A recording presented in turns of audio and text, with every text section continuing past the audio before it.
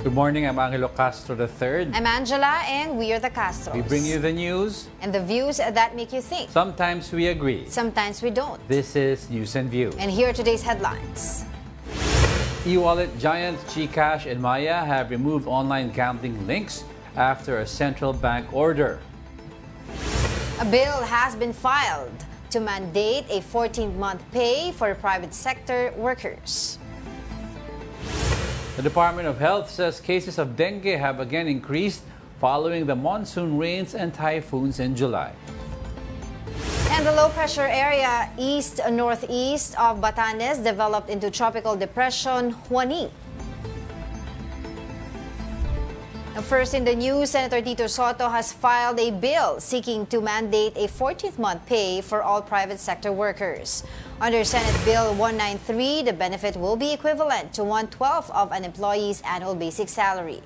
The proposal requires a 13-month pay to be released no later than June 14 and the 14th-month pay by December 24. Soto said the measure will help workers cope with educational expenses and holiday costs amid rising prices. The bill, however, exempts distressed employers, the government, and companies already providing a 14-month pay or its equivalent. Now let's talk about that bill with Federation of Free Workers President Attorney Sunny Matula. Attorney, welcome to News and Views. Thanks for joining us again. Po. Salamat, Angelo at Angela. No? At magandang balita yan para sa mga manggagawa kung matuloy. Ayun, so yun nga, sabi niyo magandang balita. Is this something you expected, Attorney? Siyempre, kinakailangan talaga ng mga manggagawa na madagdagan ang kanilang income. Kaya itong 14th month pay, although may mga manggagawa na nakapag-enjoy ng 14th at 15th month pay, yung mga manggagawang may collective bargaining agreement sa kanilang mga employer. Pero karamihan sa ating mga manggagawa ay walang CBA, kaya para sa mga manggagawa na hindi pa nakapag-enjoy ng 14th month pay ay makakatulong ito, lalong-lalo na ngayon sa nagtataas ang mga presyo na hinaharap ng karamihan.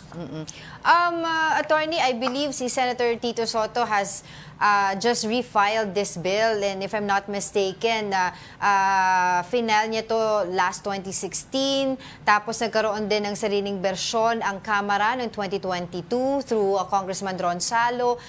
Ngayon po ay 2025 na. How positive are you na this time around mapapasa po itong batas na ito?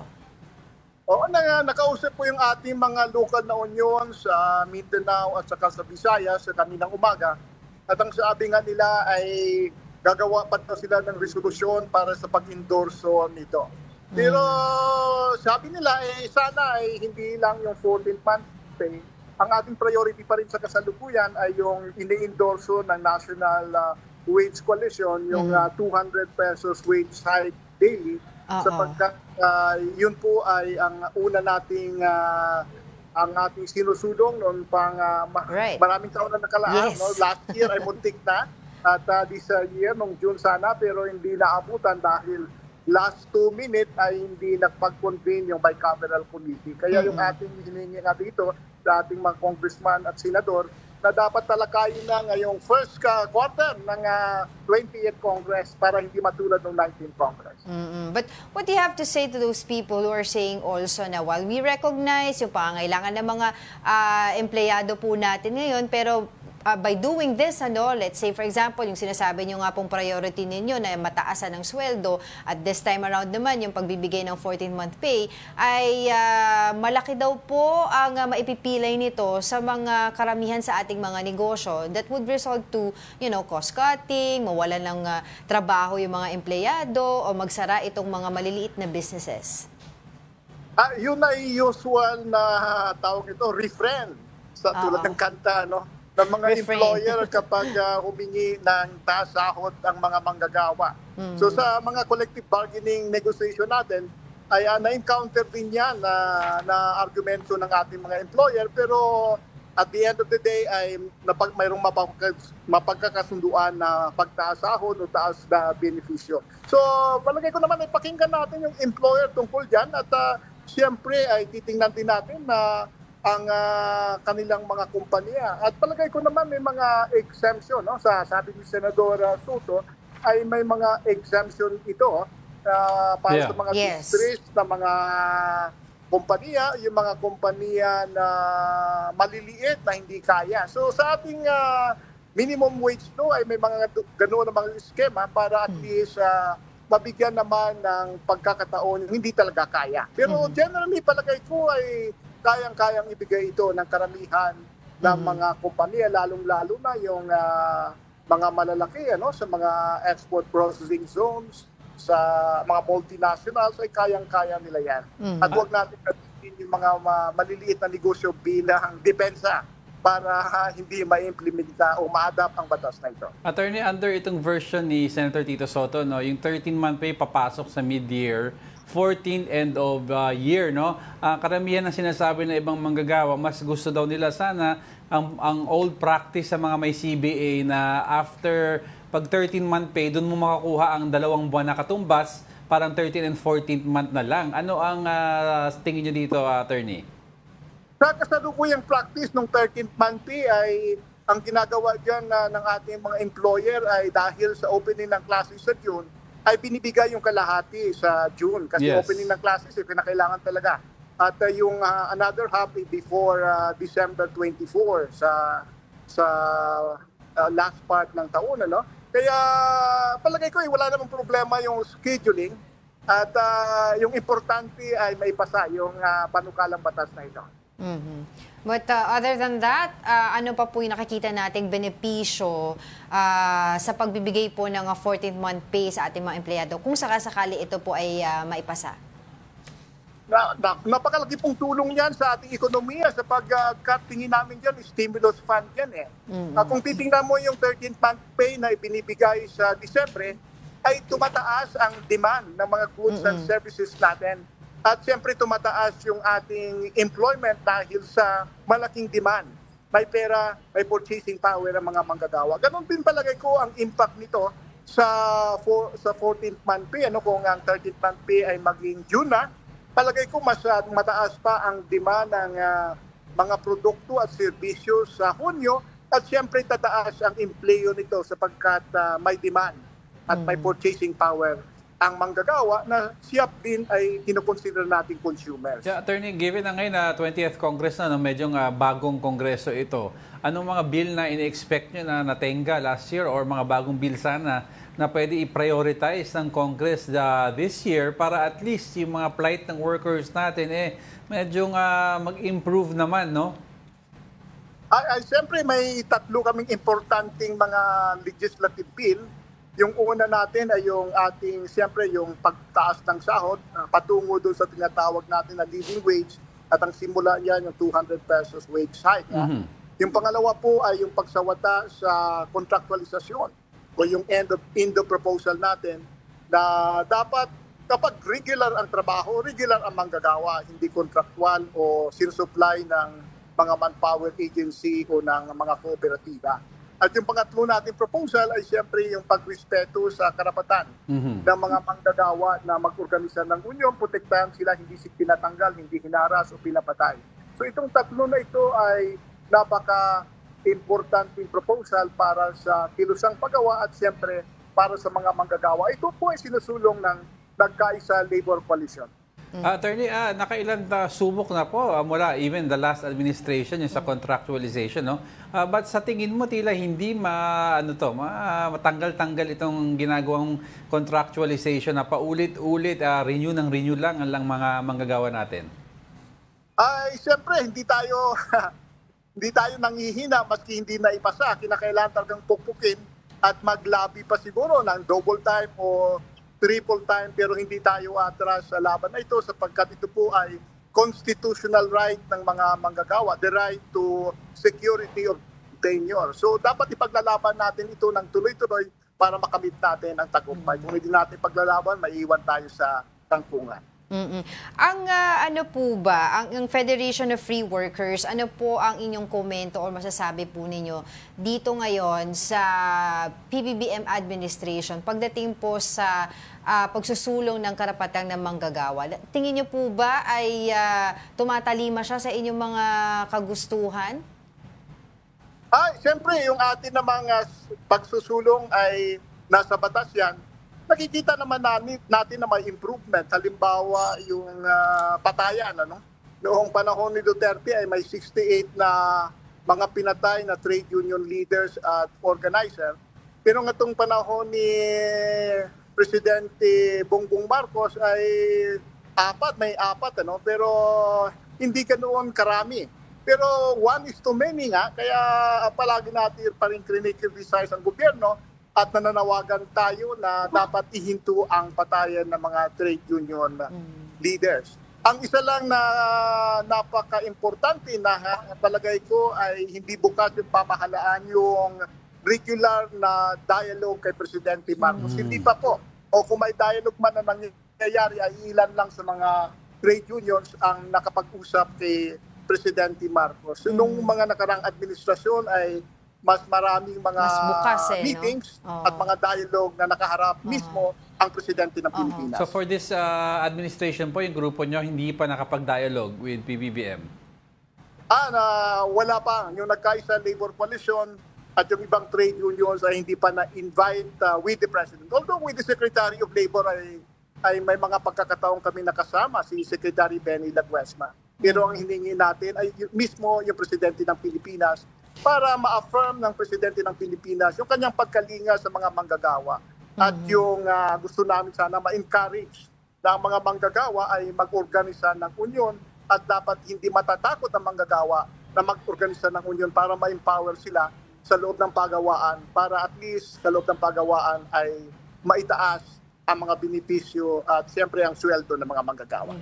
Attorney, I want to go back lang dun saglit dun sa proposed measure ni Senator Tito Sotto regarding the 14th month pay. If this bill fails to pass, ano pa po yung nakikita nating alternative solution to ensure yung ating mga empleyado po meron pa rin silang meaningful economic relief? Siyempre yung karapatan ng mga manggagawa mag-organisa, makakatulong ito para at magpataas ng mga manggagawa ang kanilang mga sahod at benepisyo sa loob ng pagawaan. All right, we will continue to get in touch with you, Attorney Sonny Matula, regarding this issue. For the meantime, maraming salamat po sa inyong oras. That was Federation President. Mabuhay po kayo. Yes. Thank you. Thank you, Attorney. Yeah, that was Attorney Sonny Matula, President for Federation of Free Workers. E-wallet giants have complied with central bank's directive, removing all in-app gambling links by Saturday evening. Here's the report. Even before the Spanish colonization, forms of gambling already existed in the Philippines. According to Venetian scholar Antonio Pigafetta, cockfighting was already present as early as 1521. Over the years, gambling evolved and eventually went online. But with the growing number of Filipinos becoming addicted to it, the Bangko Sentral ng Pilipinas ordered the removal of online gambling links from e-wallet platforms. GCash and Maya have since notified their users that gambling links will only be visible on their platforms until 8 p.m. Saturday, a move welcomed by many. Oo, pabor ako doon. Kasi unang-una, maraming nalululong sa mga ganyan, mga gambling. Lalo na yung mga kabataan, dapat yan talagang mas focus sila sa school. Pabor na pabor ako dyan, 100%. Pabor na i-close po. Kasi mas marami pong parang napapagastos, parang napapasugal na lang sila basta. So, kailangan mapigil po yun. And the numbers show just how widespread the problem has become. According to PAGCOR, the number of online gamblers in the Philippines has climbed to more than 32 million. Experts say gambling is a behavioral addiction. It can be even harder to resist than substance addiction. Ang una, kailangan naiintindihan natin ba't ko ginagawa. Tapos ano yung epekto nito? Hindi lang sa akin, pero sa pamilya ko. Yung sensitizing people na hindi ikaw lang to may problema. Pati pamilya mo, sinadla na yung bahay nila, di ba? Parang, ano yung impact? Meanwhile, the Senate has begun hearings on whether or not online gambling should be banned. Committee on Games and Amusement Chair Senator Erwin Tulfo has already said he supports a total ban. Maganda yan because even a lot of parents now give allowance sa mga bata through e-wallets. Through e-wallets, no? And well, I tried to play one game before, no, just to see how it was. Ang bilis lang eh. You load in 100 pesos, you click the link, naglo-load na siya sa game na gusto mo. So maglalaro ka. Napakabilis ng process and system. So it makes it easy, not like mga unang panahon, if you wanted, it was very difficult. So Bibilis ka pa, di ba? So for kids, kunyari 18 or 19, di ba, makita mo, may game, di ba, online game. Let's try it. Kailan kasi nagiging problem pa rin nila dito na, okay, sige, tanggal ito ngayon, na de-link na siya, ito mga nasa e-wallet, pero marami pa ring avenues. Ano? Yeah. Like for example, if you go to a certain website kung saan ka pwedeng maglaro, pwede ka pa rin naman magbayad through e-wallets and other means of payment. Yeah, Through bank, it's just don't access via the e-wallet. Via e-wallet. Tapos right now, they're also looking at yung application na Viber, na through Viber and other apps na social media, meron din gano'n na mga parang shortcut to access yung mga online gaming sites. So I remember I was able to talk to Chairman Alejandro Tenco ng PAGCOR last week, last Friday sa One Balita Pilipinas. At nireiterate nga niya, na sabi niya, itong ginagawa na kampanya para daw yung tungkol sa online illegal gambling ay it's a holistic approach. Sabi niya, wala sa amin, hindi namin mandato yung mga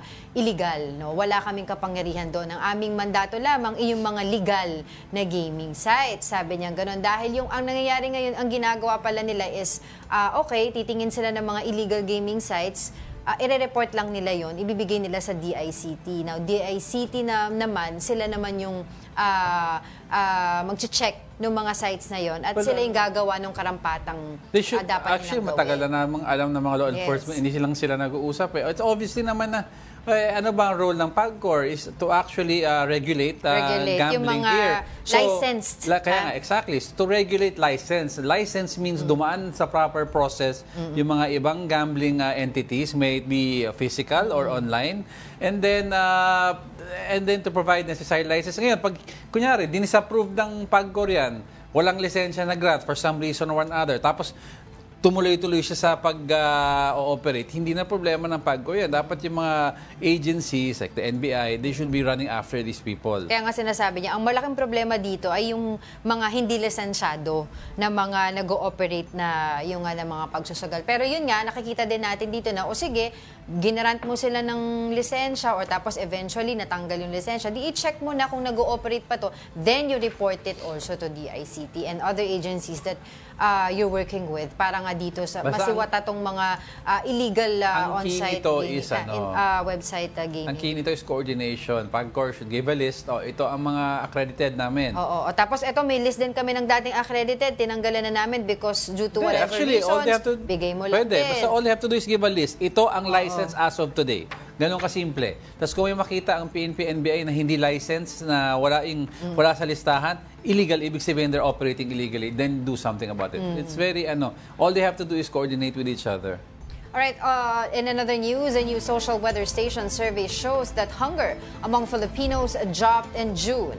The poll showed 16.1%, or about 4.6 million households experienced involuntary hunger at least once in the past 3 months. This was 3.9 points lower than the 20% recorded in April and a sharp decline from 27.2% in March. Hunger was highest in Metro Manila and the Visayas, followed by those in the rest of Luzon and Mindanao. Meantime, 12.8% said they experienced moderate hunger and 3.3% reported severe hunger. The poll was conducted from June 25 to 29 with 1,200 adults nationwide. It has sampling error margins of ±3% nationwide and ±6% per area. The Land Transportation Office has suspended a motorcycle rider's license for 90 days after he performed a boat dance while waiting at a traffic light. Now, the stunt, which was recorded on video and circulated online, occurred in plain view of other motorists and pedestrians, raising serious safety concerns. In a separate incident, the LTO also suspended another driver's license for 90 days for switching vehicle license plates. The agency is reviewing the account of the vehicle's owner to determine if a permanent revocation is necessary. Both vehicles have been now placed under alarm status for closer monitoring and to ensure strict compliance with traffic regulations. Oh, Ako, grabe ibig sabihin, naman yun. Nakakatakot kasi ibig sabihin, dalawa plaka niya. If he's switching Diba? Iba kasi yung mga nagdi-delay lang sa conduction, iba yung nagsiswitch. So, saan galing yung isang plate? So, did you remove it from another car? Or did you buy that fake license plate from another Kasi entity? may mga issues din ng ganun eh. Di ba? Yes. Yung may mga fake plate number. So, that means somebody must be providing him license with plate. something. You have to take a look into that. And also, I wanna go also dun sa dun sa may nagbo-boat dance. Number one, di ko alam kung ano yung Sa boat traffic. dance. Sa Pero, alam natin na delikado yung ginagawa niya. Kasi marami na rin tayong mga nabalita dito, even way before pa, na mga delikadong stunts na ginagawa ng mga motorcycle riders na nare-revoke yung mga lisensya nila. So, hindi na ba tayo natuto? Alam natin, hindi lang yung sarili nyo minsan kapag ganito yung napapahamak pati yung ibang mga motorista doon sa paligid. Pero ito, habang nakastop siya, so, ano yung specific violation dito? Kasi pag endangerment, he was doing it dapat habang umaandar. Yeah, but you're in the middle of the road. Ayun. Diba? Tumabi ka na lang. Stop yan natin sa traffic eh.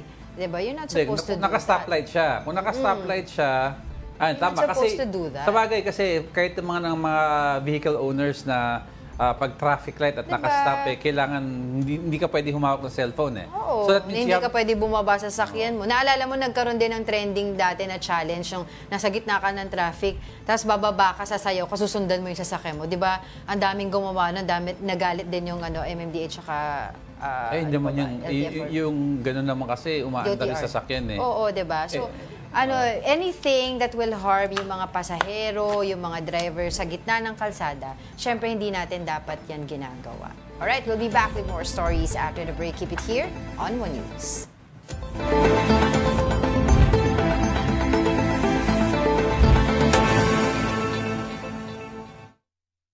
Good morning. You're still watching News and Views here on One News. The Department of Health reported 15,091 dengue cases from July 13 to 26, coinciding with storms Krising, Dante, and Emong. This marks a 7% increase from the 14,131 cases recorded from June 29 to July 12. Hospitals continue to operate dengue fast lanes as the DOH maintains heightened alert levels. Individuals experiencing fever for 2 days along with rashes, body or eye pain, dizziness or vomiting are advised to seek medical attention immediately. Now, just joining us to discuss this further is Dr. Lulu Bravo, Professor Emeritus of the UP College of Medicine and Executive Director of the Philippine Foundation for Vaccination. Doc, thank you for joining us. Good morning. Hello, Angelo and Angela. Wow, what a wonderful couple. Thank you, Doc. Thank you, Doc. Thank you. Right, Doc, DOH recently reported an increase in dengue cases after the storms, which is also expected naman. But what makes it quite alarming is kasi we've been dealing with this for a long time and until now parang hindi natin ma-address or at least magkaroon ng campaigns to at least decrease these numbers. Actually, Angelo, it's not only a few years, but 70. Right. 70 long years that we have been dealing with dengue. 70 taon na tayong may dengue since the 1950s. That's right. And we cannot say that we have decreased or we have actually improved on the way that the dengue cases are being managed. Alam mo kasi, pataas pa rin yung kaso dahil padami ang tao. And now, complicated by climate change. Because the rains have been pouring, wow, different from before, di ba? Ang dami-dami na ngayon na ulan, na hindi na tumitigil all year round. And the lamok, oh my God, nakita mo yung lamok na dami. Yes. Dami. Yeah. Gusto niyan, yung tubig ulan. Dahil ang gusto niya yung malinis na tubig, hindi That's yung right. maduming tubig. Di ba yung maduming tubig, mga lamok na anopheles ang nandyan. Pero yung Aedes, species ng lamok na kailangan nating alagaan o wag dumami, yan ngayon yung nagdadala ng dengue. And gustong-gusto nila sa malinis na tubig. Doon sa tubig ulan, yung nagkakaroon ng accumulated pool of water sa mga bubong, sa puno, doon sa mga nasa paso, nasa tire, na hindi nakaka-cover. So doon nagkakaroon ng breeding places yung mga lamok. And the more that we have this water na hindi nakukover, diyan nagningitlog yung mga lamok. And that's the reason why we have more mosquitoes transmitting dengue. Right. But what else should we do? Nabanggit nyo na nga po, ang tagal na itong problema natin. And right now, it's being complicated by climate change and other factors. So ngayon po, ano pa po yung mga dapat natin gawin? Ano yung dapat idagdag natin sa mga ginagawa na natin noon pa? Well, definitely, kailangan natin ng ibang paraan. Of course, kailangan pa rin natin maging aware na kailangan tanggalin ang mga mosquito breeding places. Exactly. Yung 5S. Definitely, gawin natin yan para ma-decrease ang number ng mga lamok sa ating paligid. But there is now a way for us to decrease transmission through vaccination. Alam mo yung bakuna, yan lang talaga ang pinaka-effective para ma-eliminate or ma-reduce ang number of cases ng dengue sa ngayon. Comprehensive na ang ating approach. Hindi na yun lang mosquitoes ang tatanggalin natin. Tanggalin na rin natin yung mga kaso ng dengue na maaring makagat ng lamok at mailapit or mai-transmit, maibigay sa iba. Kasi pag wala yung bakuna na makakapagtigil ng viral infection mo, yung dengue virus kasi it's a virus, okay? Right. Walang gamot diyan, walang antibiotics, walang gamot pa na masasabi mo pag binigay mo, gagaling yung pasyente. Exactly. So the only way that we can reduce the transmission would be through immunization or vaccination. And we have now a new generation of vaccine for dengue. Right. Diba? That's right. Meron tayo before yung Dengvaxia, although nabulilyaso yon dahil sa, ewan ko, alam niyo naman siguro nangyari, na politika yan. Tapos, meron na tayong next generation at meron tayong magiging third generation. Continuous ang pag-aaral because ang panahon ng dengue ay kumakalat. Hindi lang sa Pilipinas, hindi lang sa Asia, buong mundo na ngayon natatakot sa dengue kasi nag-mutate pati yung mosquitoes eh. Nakakatira na sila maski dun sa malalamig na lugar. Dati dun lang sa mga tropical countries na kagaya ng Pilipinas. Pero ngayon, meron na sa Florida, meron na sa Europa. Kaya pati yung mga nandun, natatakot pumunta sa mga bansa na may dengue. Naghahanap sila ng bakuna para pag pumunta sila sa Malaysia, sa Thailand, sa Pilipinas, sa Indonesia, meron silang panlaban. And that is the vaccine. I'd like to talk about the vaccine a little bit more. Nagkaroon kasi ng negative impact since Dengvaxia. Apparently because hindi nagkaroon ng misunderstanding how to use it. Supposedly daw, dapat meron ka ng at least nakaka-dengue ka na once bago ka i-immunize nitong Dengvaxia. So nagkaroon ng complications sa mga hindi pa nagkaka-dengue. Itong new generation, Doc, is it open for anyone or meron din qualifications? The new dengue vaccine, the next generation, has been given a go signal by WHO. WHO yan. Now, whether you have had dengue or not, it is safe to be given. Okay. So, yan ang magandang nangyari sa next generation. Itong tinatawag natin Qdenga ang brand name. Qdenga. Yung unang name is Dengvaxia. Ngayon, Qdenga, di ba? May Deng. Yung Deng is a part of that name, brand name yan. But it is called TAC-003. Yun ang generic. TAK, TAC-003 is the generic name.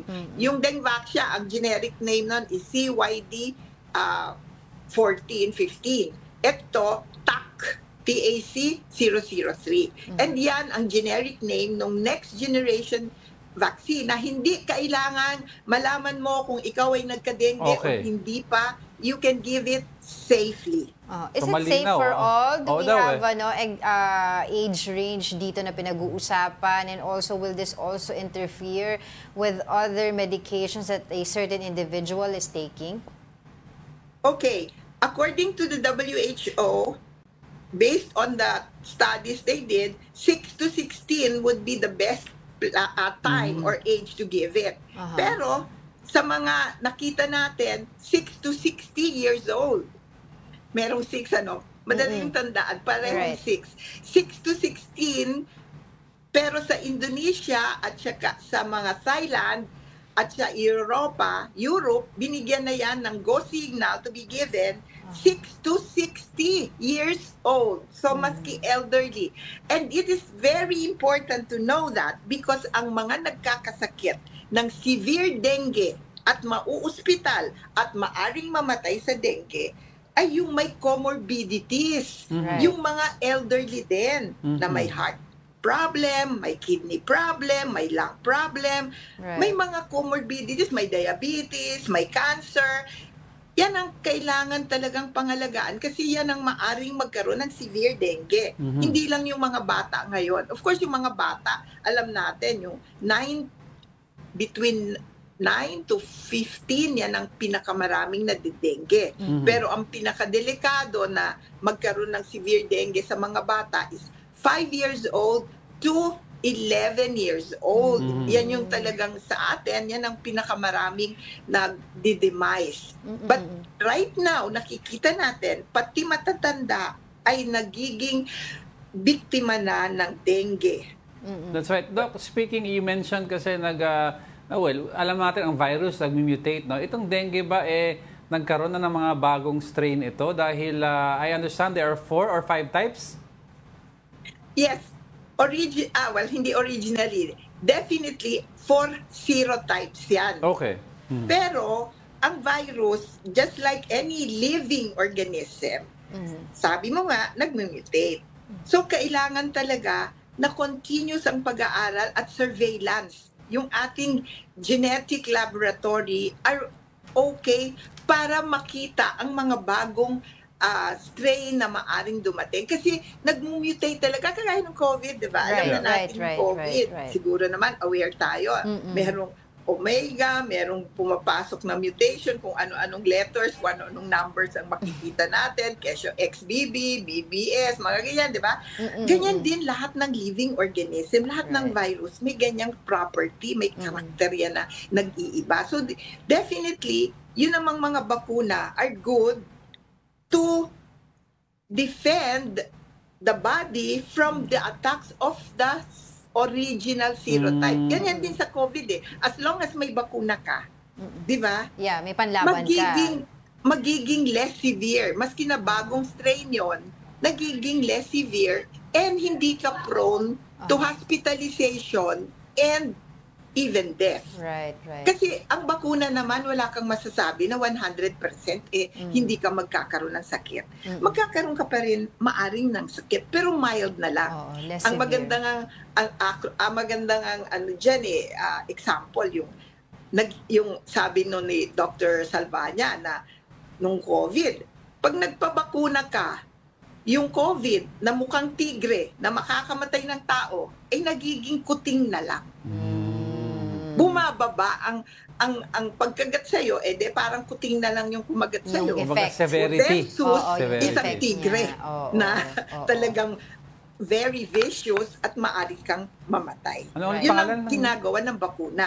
Nilelesen ang hospitalization, nilelesen ang kanyang severity, at yung likelihood na ikaw ay mamatay sa sakit ay malayo. Okay. Pero Doc, last na lang, very fast na lang. Ito pong mga vaccines that you mentioned yung sa dengue po, ay available na po yan dito sa atin. At may mga ilan na rin po bang mga nakapagpabakunan nila? Tsaka one shot lang ba yan, Doc, o may booster? Okay, the new generation, unfortunately, has not yet been licensed in the Philippines. Although, 2 years na yata yan na nakabinbin sa FDA. Pero, sa ibang countries, unang-una ang Indonesia, noong August 2023, nilisensyahan na yan. Thailand, October 2023. Ang Malaysia, February 2024. Ang Vietnam, May 2024. 2025 na ngayon. Ano bang ginagawa ng Pilipinas?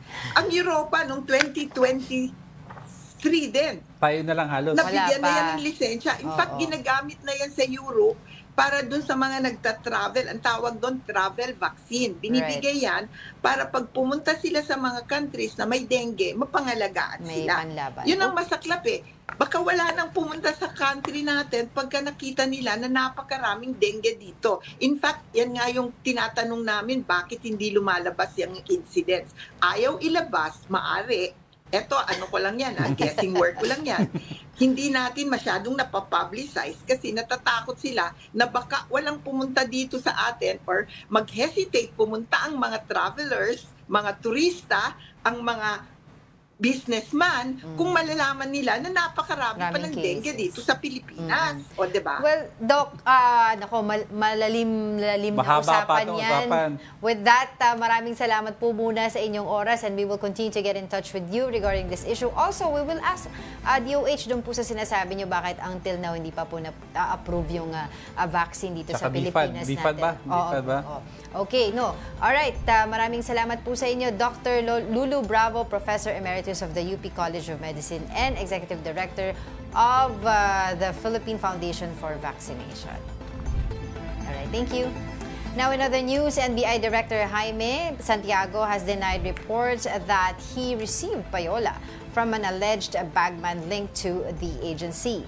He described the claims as malicious, asserting that he never accepted money from operators of illegal online cockfighting or pogo operations. The accusations reportedly came from a man identified as Paul Tangkad. On August 15, Santiago submitted his resignation to President Bongbong Marcos, citing intrigues surrounding his leadership. Meanwhile, Attorney Ferdinand Topacio expressed sadness over Santiago's resignation, calling it a significant loss for the government. Topacio described him as one of the few shining stars in an administration that, in his words, is abundantly inhabited by black holes and dying planets.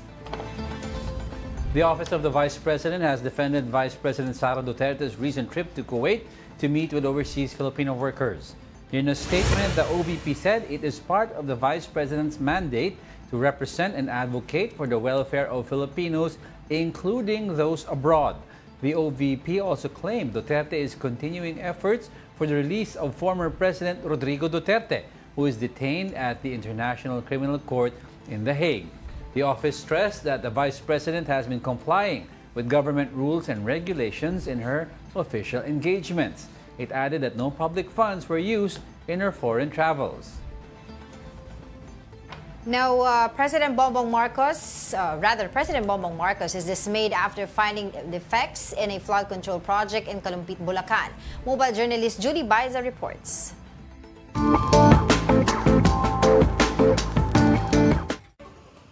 Dismayado si Pangulong Bongbong Marcos sa binisitang flood control project sa Kalumpit, Bulacan. Ang kontraktor ng proyekto pinagpapaliwanag ng Pangulo. Inabot ng ilang buwan bago humupa ang pagbaha sa Kalumpit, Bulacan matapos sa mga nagdaang sama ng panahon. Natatanong tuloy ng marami, kumusta ba ang flood control projects ng pamahalaan? Isa sa mga proyekto sa Barangay Bulusan sa Kalumpit, Bulacan ang binisita ni Pangulong Bongbong Marcos. Mismong si PBBM nakita ang problema. May butas at hindi tapos ang proyekto o dike, taliwas sa iniulat sa gobyerno. Sa kanyang pag-iinspeksyon, napag-alamang kulang ng 200 metro ang proyekto. Questionable rin daw ang pagkakagawa rito. Dahil yung bakal na nandun sa loob, parang hindi na nakabaon sa lupa. Kaya dumadaan yung tubig sa ilalim naman. Dumadaan, pumapasok ang tubig. Tingnan naman ninyo. Kailan last time na ulan dito? Na malakas. Yung bagyo. Yung last time yung bagyo. Mga habagat. Yung habagat dito. Hanggang ngayon, nakita naman ninyo pagpasok namin dito. Tayo lahat, puro parang swamp medyo, hindi na. Ipinasisi din ng Pangulo sa mga diver ang proyekto at nakita raw na hindi maayos ang pagkakagawa nito dahilan para bumigay ang dike. Manipis daw ang semento at hindi pantay ang pagkakagawa. What possible excuse do they have for not doing this? Hindi ko maisip. Dredging pa dapat. Tapos, eto pa, Lahat ng flood control may kasamang dredging at saka desiltation. Anong sabi mo sa akin, Chairman? Minsan di ka pa nakakita ng desiltation dito. Kasama sa kontrata yun. Walang na desiltation. Sa isang sulat na binigay sa Pangulo mula sa isang residente, sinumbong din nila na water lily lang umano ang ginawang panambak sa dike. Kaya gusto ni PBBM na magpaliwanag ang contractor ng flood control project sa lugar. St. Timothy to. St. Timothy ang kontratista dito. Kaya titingnan natin, kailangan pasagutin natin kung bakit ganitong ginawa nila.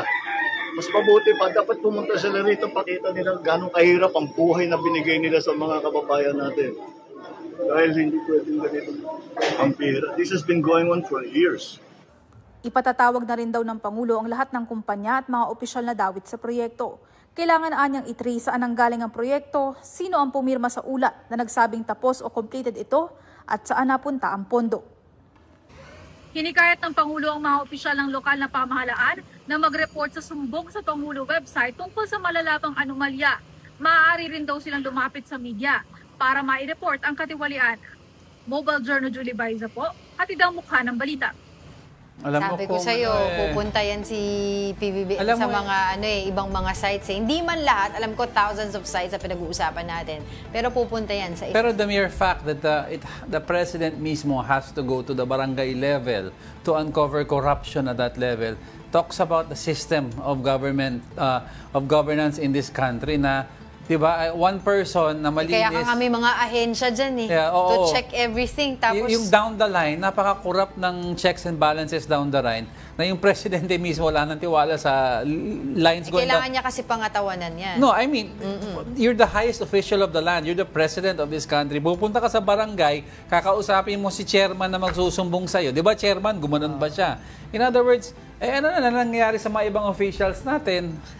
Diba? Isang lugar pa lang yan and we're talking about Bulacan because alam natin Bulacan talaga year in, year out talagang nakakaranas sa mga pagbaha, especially pag tag-ulan. Itong pinuntahan ni PBBM, parang may desiltation projects dapat.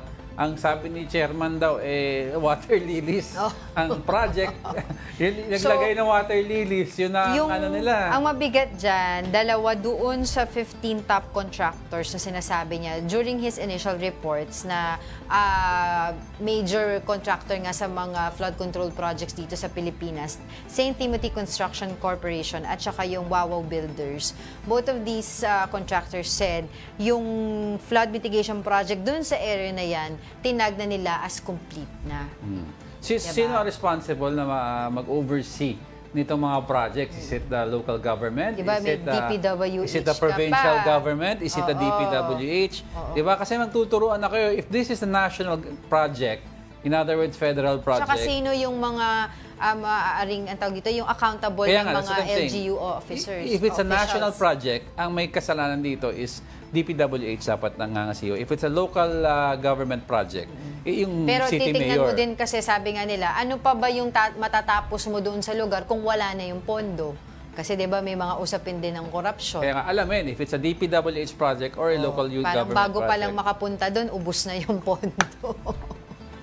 Diba? So, dapat hindi lang contractors, maging yung mga key government officials that are usually involved dito sa mga pagpaplano na ito. Alright? Don't go away. We're not done yet. Stay with us.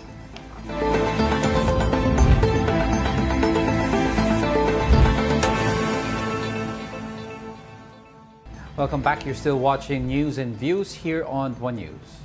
A lawmaker is reviving the push for the so-called Kian Bill, 8 years after the killing of teenager Kian De Los Santos. Here's the report.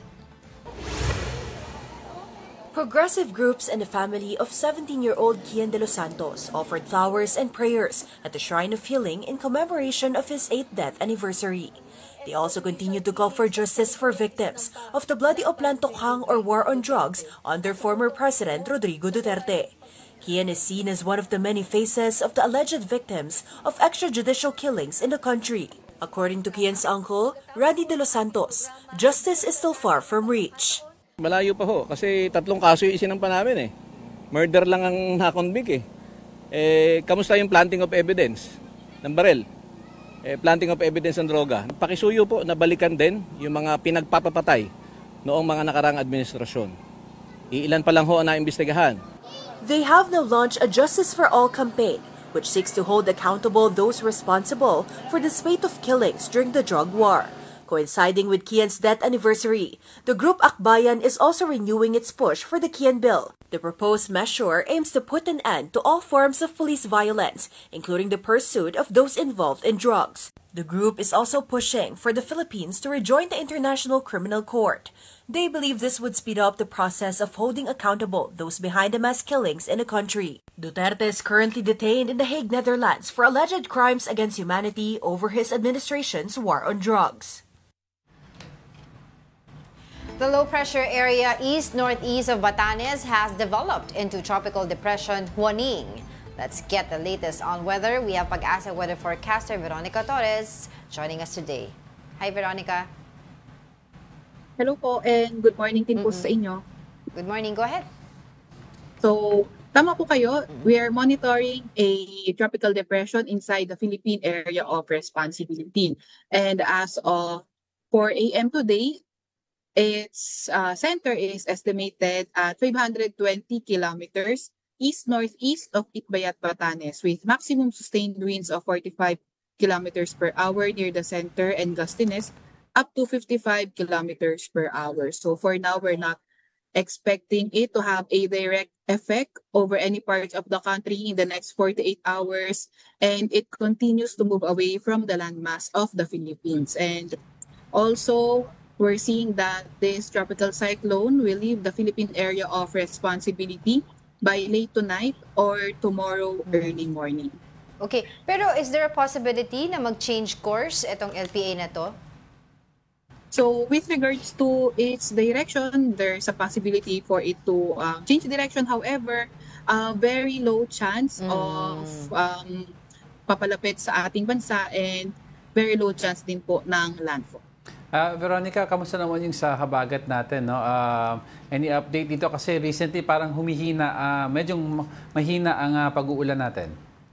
Opo. So, tama po kayo, yung effect of habagat ay nag-lessen na, and right now nakaka-apekto na lang ito sa western section ng southern Luzon. And then kita nga natin na with regard sa mga paulan, less likely na sa ngayon na magbigay ito ng mga malalakas na mga pag-ulan, at least for today. And then mostly yung makulimlim na area, halos wala na maulan na area for today, pero posible pa rin na mas mataas yung mga chance ng thunderstorm mostly sa western section of the country. Alright, Veronica, aside from this, are we also monitoring any other weather systems outside our Philippine area of responsibility? Opo, so for now, based din sa ating huling update ay possible we're monitoring some cloud clusters malapit, and then so may mga cloud clusters malapit sa bansa natin.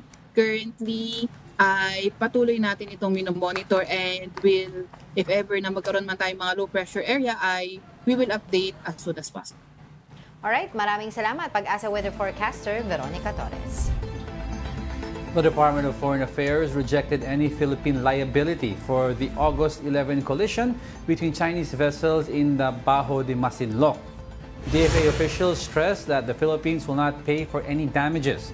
The agency also reiterated its demand for China to compensate for previous damage to Philippine vessels and to return seized equipment. Meanwhile, Philippine Coast Guard spokesperson for the West Philippine Sea, Commodore J. Tariela, revealed that Chinese ships jammed drone signals during the operation, preventing the Coast Guard from fully documenting the incident. The intent of the People's Republic of China in jamming the signal of our drones is because kung tayo nga alam natin na ang intention natin is to get photos and videos, the more na alam din ng China na this information will also be released to the public. Now, in connection to that, the Philippine Coast Guard says it will review its drone operations in the West Philippine Sea. This comes after the agency failed to deploy them during a recent maritime incident. PCG spokesman Commodore J. Tariela revealed that China may have jammed their signals when a China Coast Guard ship collided with a PLA Navy warship while pursuing BRP Suluan last August 11. The PCG uses drones to document dangerous maneuvers and to provide evidence to the National Task Force on the West Philippine Sea. Tariela says they are now reviewing how to launch drones and prevent China from jamming their signal.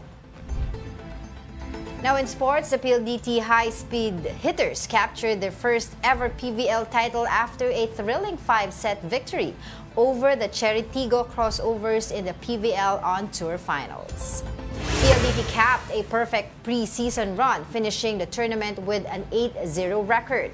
Middle blockers Majoy Baron and Mika Reyes led the team's late rally, with Reyes sealing the championship with a decisive block on Ces Robles. Now in basketball, Gilas Pilipinas finished 7th in the FIBA Asia Cup 2025 in Jeddah, Saudi Arabia. The national team posted a 2-3 win-loss record in the tournament, marking an improvement over the Philippines' 9th place finish in the 2022 edition in Jakarta, where the team failed to reach the quarterfinals. Oh. And before we go, of course, News and Views host Angela Lagunzad Castro. Sino yun? Nandiyan? Inaano ko lang naman. Has been recognized, according naman, as one of the most empowered women of the year. The award was presented during the Philippine Empowered Men and Women of the Year 2025 ceremony held in San Juan on Saturday, August 16. This recognition highlights individuals who use their platforms and passions to create positive change. Angela expressed her gratitude for the honor and reaffirmed her commitment to telling meaningful stories that amplify important voices. Yeah, nagulat ako dun. Thank you so much dyan sa Philippine Empowered Men and Women 2025 for being one of the awardees for the broadcast category. Congratulations. Okay, congratulations din Congratulations din kay Edson Guido, yung ating chief analyst naman sa TV5, was also one of the awardees. This is the second, no, for that group. Di ba nagkaroon ka ng Empowered Women before ba? Yeah, I think so. Oo. And congratulations for that. Well deserved. All right, and well, of course, before we let you go, I'd like to leave everyone with a quote. Sometimes when things are falling apart, they actually may be falling into place.